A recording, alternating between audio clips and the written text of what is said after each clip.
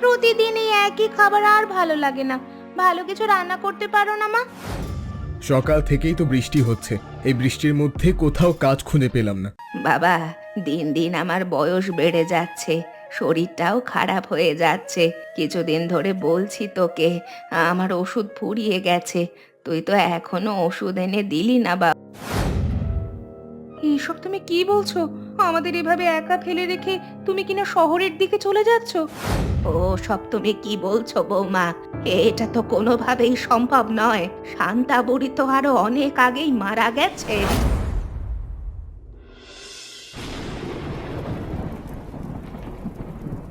মা, আমার প্রচন্ড ক্ষুধা লেগেছে, ভাত কি এখনো হয়নি?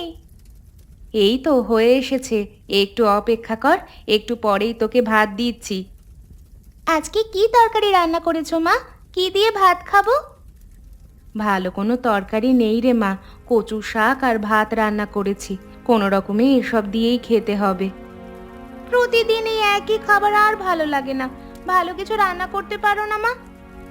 এই বেলা এইসব দিয়ে খেয়ে নে মা, তোর বাবা কাজে গেছে, নিশ্চয়ই ভালো কিছু বাজার নিয়ে তবে আসবে, তখন ভালো কিছু রান্না করব। মা, বাবা কখন কাজে গেছে, এখনো ফিরছে না কেন? কখন বাজার নিয়ে আসবে? তোর বাবা কখন বাজার নিয়ে আসবে সেটা তো আমি বলতে পারছি না রে মা। তাহলে এখন আমি খাবো না, বাবা যখন ভালো বাজার করে নিয়ে আসবে তারপরে খাবো। পাগলামি করিস না মা, এখন যা আছে তা দিয়ে খেয়ে নে, পরে আবার খাবি। না না, বাবা আসলে তারপরে খাবো, এখন আমি খাবো না, কোনোভাবে এই কচু শাক দিয়ে আর খেতে পারবো না আমি।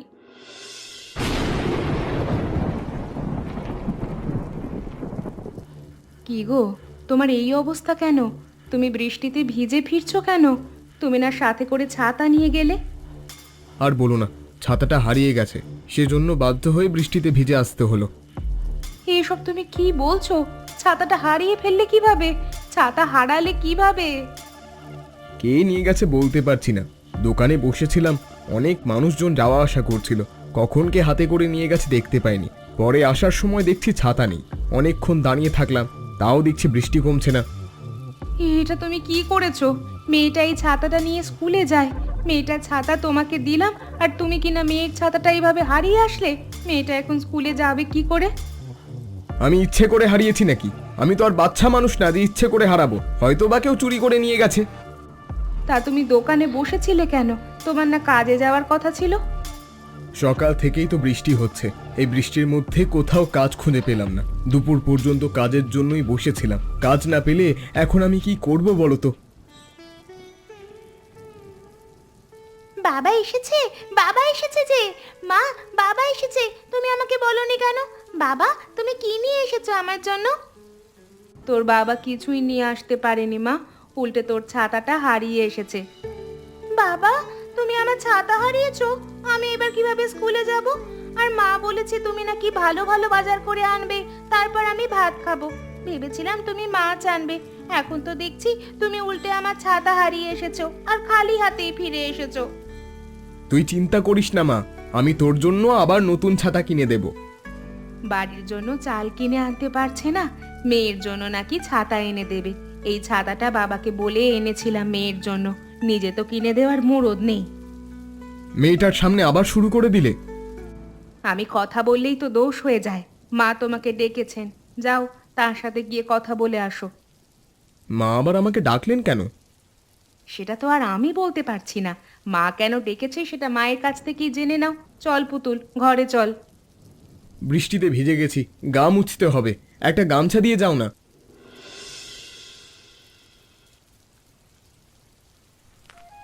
কিরে বাবা সুকান্ত, এসেছিস তুই? আয় বাবা আয়, এইদিকে আয়। জি মা, এসেছি। তুমি নাকি আমাকে ডেকেছো? হ্যাঁ বাবা, তোকে ডেকেছিলাম। কেন ডেকেছো বলো মা?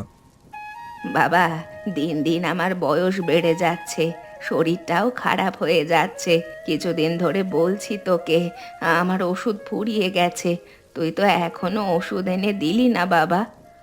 কি আর করবো মা, কিছুই বুঝতে পারছি না, কদিন ধরেই তো বৃষ্টি বেড়েই চলেছে, বৃষ্টির মধ্যে সারাদিন গিয়ে বসে থাকি, তাও কাজ পাই না, কাজ পেলে অবশ্যই তোমার ওষুধ আগে এনে দিতাম। তুই তো ভালো করেই জানিস একদিন ওষুধ না খেলে আমার শরীরটা খারাপ হয়ে যায়। গত কিছুদিন ধরেই তো ওষুধ খেতে পারছি না, কখন বিছানায় পড়ে যায় কে জানে। তুমি চিন্তা করো না মা, আমি দেখছি কিভাবে তোমার ওষুধ আনার ব্যবস্থা করতে পারি। তুই যে অনেক কষ্ট করিস সেটা আমি বুঝি বাবা, কিন্তু আমি কি করব বল? আমার তো বয়স হয়েছে, আগের মতো যদি শক্তি থাকতো নিজেই কিছু একটা করার চেষ্টা করতাম। এসব তুমি কি বলছো মা? তোমার এখন বয়স আছে নাকি কিছু করার? আমি তোমার ছেলে, তোমাকে দেখাশোনার দায়িত্ব আমার। তুমি এত চিন্তা করো না তো, আমি সব ব্যবস্থা করব। আচ্ছা ঠিক আছে বাবা, এর জন্যই তোকে ডেকেছিলাম। যা তাহলে ঘরে গিয়ে বিশ্রাম নে।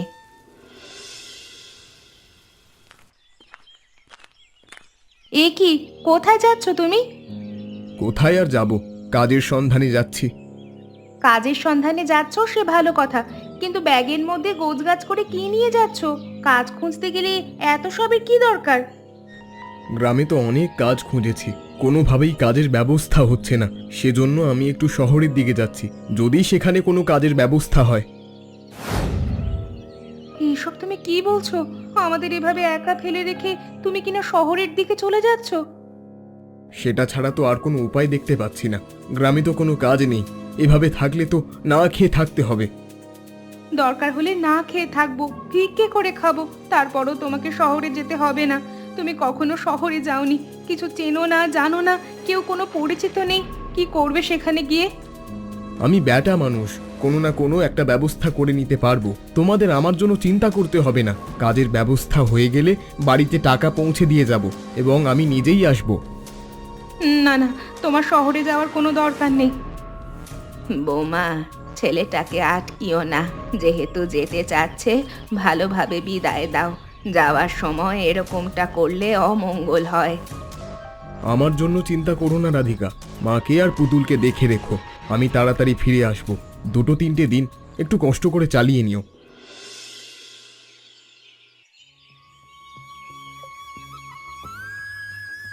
আমি কি করব? আমি যে কিছুই বুঝতে পারছি না। আপনার ছেলে শহরে গেল, 3 দিন হয়ে গেল, তার কোনো খোঁজ খবর নেই। ঘরে চাল ডাল কিছুই নেই, তার উপরে আপনি অসুস্থ, মেয়েটা না খেয়ে আছে, খিদের যন্ত্রণায় কাতরাচ্ছে। আমি কি করব কিছুই তো বুঝতে পারছি না। আমার জন্য তোমায় চিন্তা করতে হবে না বৌমা, নাতনিটার জন্য কিছু একটা পারলে করো। বাচ্চা মানুষ, না খেয়ে কতখানি কষ্ট পাচ্ছে। ওইদিকে আপনার ছেলের যে কি হলো না হলো সে খবর জানতে পারছি না, তার জন্যও তো চিন্তা হচ্ছে মা। তোমার কথাই শোনা উচিত ছিল, কেন যে আমি ওকে যেতে বললাম। আপনি অবশ্য সবার ভালোর জন্যই যেতে বলেছিলেন, আমি মুখে না বললেও মনে মনে চাচ্ছিলাম যেন যায়। সবাই তো সংসারটার ভালোই চায়। আমার ছেলের যদি কিছু হয়ে যায় তাহলে আমি নিজেকে ক্ষমা করতে পারবো না বৌমা। এইসব কথা বলবেন না মা, আপনার ছেলের কিছুই হবে না। নিশ্চয়ই কোনো ঝামেলায় পড়েছে, সেজন্য আসতে পারছে না, হয়তোবা কাজের ব্যবস্থা হয়নি। শহরের ব্যাপার, চাইলেই তো আর আসা যায় না। বৌমা, বৌমা তুমি এক কাজ করো, নিতাইয়ের কাছে যাও, কিছু চাল বাকিতে আনার চেষ্টা করো, যদি একটু সাহায্য করে।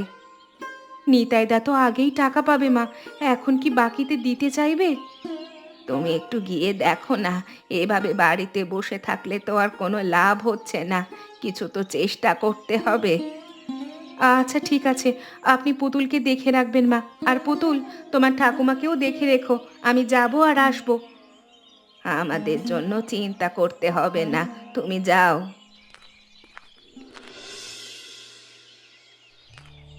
আরে রাধিকা বৌদি যে, তোমাদের বাড়িতে যাব ভাবছিলাম, তোমার সাথে দেখা হয়ে ভালোই হলো।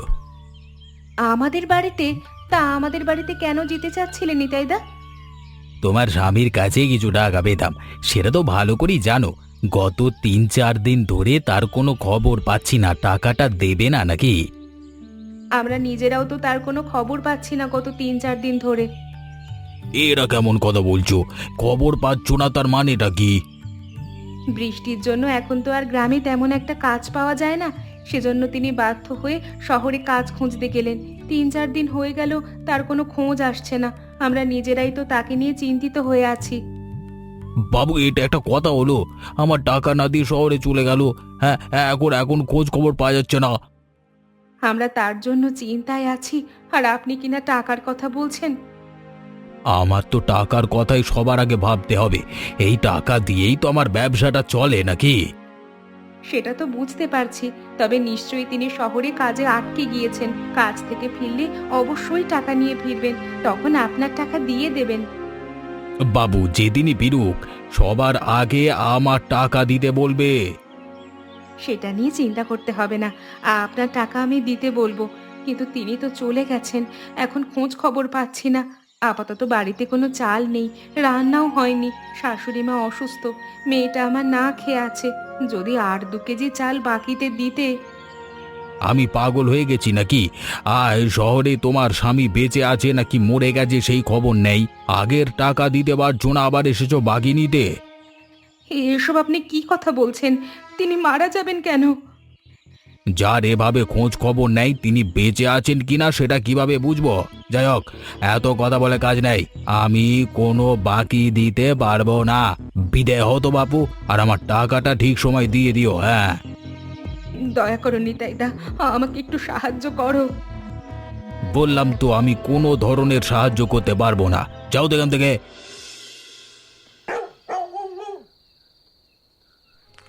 কি গো বৌমা, তুমি যে খালি হাতে চলে আসলে, কিছুর ব্যবস্থা করতে পারলে না? আমি সব রকম ভাবে চেষ্টা করেছি মা, কোনোভাবেই কিছু করতে পারলাম না। খালি হাতেই ফেরত আসতে হলো। সেই কখন গিয়েছি, এমন কোনো মানুষ নেই যার কাছে আমি সাহায্য চাইনি। খালি হাতে কিভাবে ঘরে ফিরবো, সেজন্য এতক্ষণ ঘরেও ফিরিনি, কিন্তু কিছুই করতে পারলাম না। আমার নাতনিটা কষ্ট পাচ্ছে, ওর মুখের দিকে যে তাকাতে পারছি না। নিতাই এমন হয়ে গেল, আমাদের এই দুর্দিনে একটু সাহায্য করতে পারলো না। শুধু নিতাই নয়, এমন কোনো ব্যক্তি নেই যার কাছে আমি সাহায্য চাইনি। কেউ সাহায্য করতে চাইছে না। সবাই উল্টোপাল্টা কথা বলছে যে আমার স্বামী হয়তো মারা গেছে, এই টাকা কে শোধ করবে, সেজন্যই কেউ সাহায্য করতে চায় না মা। হ্যাঁ, এখন আমাদের কি হবে? হ্যাঁ, এখন কি আমরা না খেয়ে মরে যাব? বাড়ি ফেরার পথে বাঁশের ঝাড়ের ওই পাশটায় পানির মধ্যে বড় বড় শব্দ শুনতে পাচ্ছিলাম। মনে হচ্ছে সেখানে অনেক বড় বড় মাছ রয়েছে। সেখানে কি যদি মাছ ধরা যেত মা? এসব তুমি কি বলছো বৌমা? তোমাকে এত করে বলেছি না ওই বাঁশ ঝাড়টা অভিশপ্ত, ওখানে কোনো ধরনের মাছ ধরা যাবে না, যত মাছই থাকুক না কেন। এটা তো আপনি সব সময় বলে এসেছেন, কিন্তু এতবার করে কারণ জিজ্ঞেস করলাম, আপনি তো কোনো কারণ বলছেন না। তোমার শ্বশুর ওখানে একবার মাছ ধরতে গিয়েছিল, তারপর যে বিছানায় পড়লেন আর উঠে দাঁড়ালেন না। এটা তো সামান্য একটা কাকতালীয় ব্যাপার মা, হয়তো অন্য কোনো কারণেই তিনি অসুস্থ হয়ে পড়েছেন। গ্রামবাসী সেই থেকে এখনো পর্যন্ত কেউ আর ওই বাঁশঝাড়ের কাছেও যায় না। ওখানে যাওয়ার কথা মনেও এনো না বৌমা। এত বছর ধরে ওখানে যেহেতু কেউ যায় না, নিশ্চয়ই ওখানে বিশাল বড় বড় মাছ রয়েছে। যদি কোনোভাবে একটা মাছ ধরতে পারি, বিক্রি করে সংসারটা ভালোভাবে চালাতে পারবো মা। আমি তোমাকে নিষেধ করেছি, ওখানে যেও না বৌমা।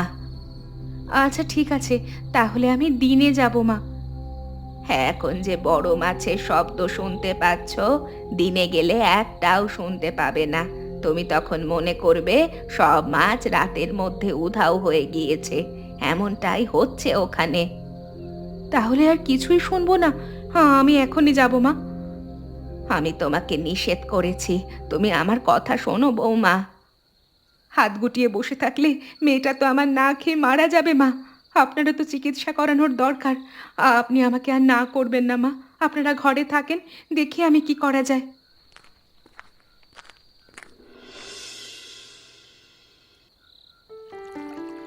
এত বড় বড় বোয়াল মাছগুলো দেখতে পাচ্ছি, কিন্তু কোনোভাবেই তো জালে তুলতে পারছি না। আমি তো ঠিকঠাকভাবে জাল মারতেও পারি না। এখন কি করব কিছুই তো বুঝতে পারছি না।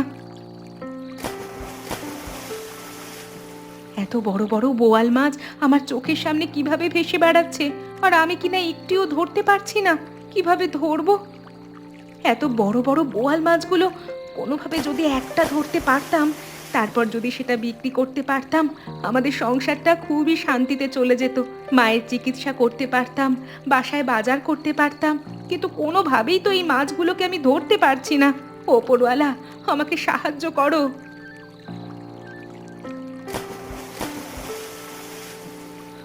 ধুর, এতক্ষণ ধরে চেষ্টা করছি, এবারেও কোনো মাছ উঠলো না।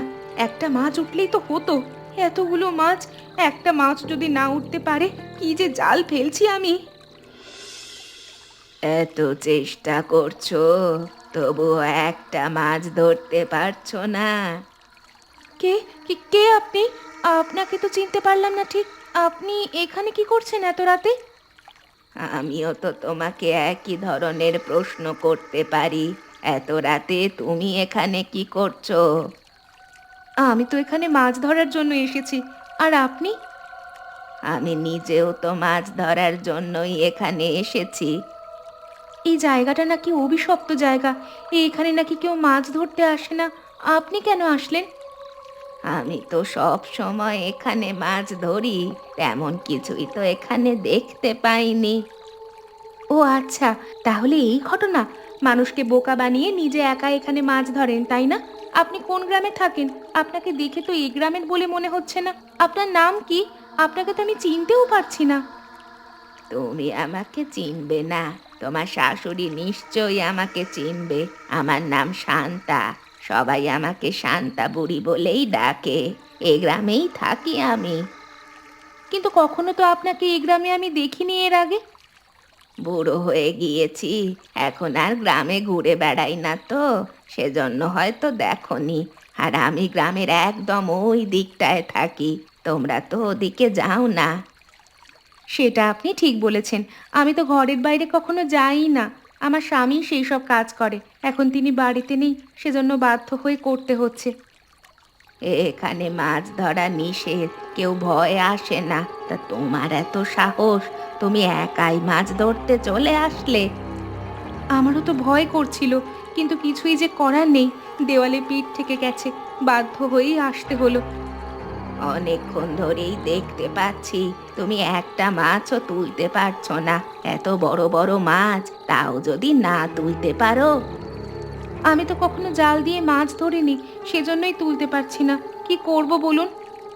তোমাকে চিন্তা করতে হবে না, আমি তোমাকে মাছ ধরতে সাহায্য করব। আসো, তুমি আর আমি দুজনে মিলে মাছ ধরি। আমার সংসারে কিন্তু প্রচণ্ড অভাব অনটন। যদি কিছু মাছ পাই সেগুলো কিন্তু আমিই নেব। বেশি পেলে আপনাকে দিতে পারবো না, জালও কিন্তু আমার। আরে তোমাকে এত চিন্তা করতে হবে না, আমি তো সব সময় মাছ ধরি। আজকে না হয় তোমাকে ধরে দিয়ে উপকার করলাম, আমাকে কোনো মাছ দিতে হবে না। আচ্ছা ঠিক আছে, তাহলে আপনি আমাকে একটু সাহায্য করুন।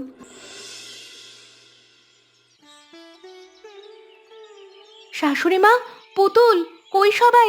এদিকে আসো, তাড়াতাড়ি এসে দেখে যাও। কি হয়েছে বৌমা? এত চেঁচামেচি করছো কেন? আর সারাটা রাত তুমি কোথায় ছিলে? তুমি তো ঘরে ফেরোনি, আমরা তোমার জন্য চিন্তিত ছিলাম। আমি তো সারা রাত ধরে মাছ ধরেছি। দেখুন মা, কত বোয়াল মাছ পেয়েছি ওই বাঁশঝাড়ে। এত বড় বড় মাছ তুমি কিভাবে ধরলে মা? আমি একা ধরিনি, এক বুড়িমা আমাকে সাহায্য করেছে। তিনি আর আমি দুজনে মিলেই ধরেছি। মানুষটা বড় ভালো। এত করে বললাম কিছুটা মাছ নিয়ে যেতে, তিনি কোনোভাবেই রাজি হলেন না। সব মাছ আমাকেই দিয়ে দিলেন। কি বলছো কি তুমি বৌমা? কোন বুড়ি তোমাকে সাহায্য করেছে মাছ ধরতে, যে কিনা আবার সব মাছ তোমাকে দিয়েও দিয়েছে, নিজে নিতে চায়নি? আমাদের গ্রামের ওই পাশে থাকে মা, আমি কখনো দেখিনি। এত রাতে তোমাকে মাছ ধরতে সাহায্য করলো, সারা রাত তোমার সাথে মাছ ধরলো, কিন্তু মাছ নিল না। নামটা কি বুড়ির? নামটা বলেছিল কি যেন, নাম বললো। ও হ্যাঁ, আচ্ছা আচ্ছা, মনে পড়েছে, শান্তা বুড়ি। এ কি মা, আপনি কোনো কথা বলছেন না যে? চিনতে পেরেছেন বুঝি? ও সব তুমি কি বলছো বৌমা? এটা তো কোনোভাবেই সম্ভব নয়। শান্তা বুড়ি তো আরো অনেক আগেই মারা গেছে। এসব আপনি কি বলছেন? সত্যি বলছেন নাকি? আমার যে বিশ্বাস হচ্ছে না। এর আগেও শান্তা বুড়িকে গ্রামের অনেক মানুষ দেখেছে। যারা খারাপ তাদেরকে তিনি শাস্তি দেন, আর যারা ভালো তাদেরকে সাহায্য করেন। তোমাকে হয়তো সাহায্য করেছে, ওপরওয়ালা তোমার সঙ্গে ছিল। হ্যাঁ, আমি যে কোনোভাবেই বিশ্বাস করতে পারছি না মা। যেটা সত্যি সেটাই তোমাকে বললাম। যাই হোক, এসব নিয়ে আর চিন্তা করতে হবে না। মাছগুলো বাজারে বিক্রি করে দাও।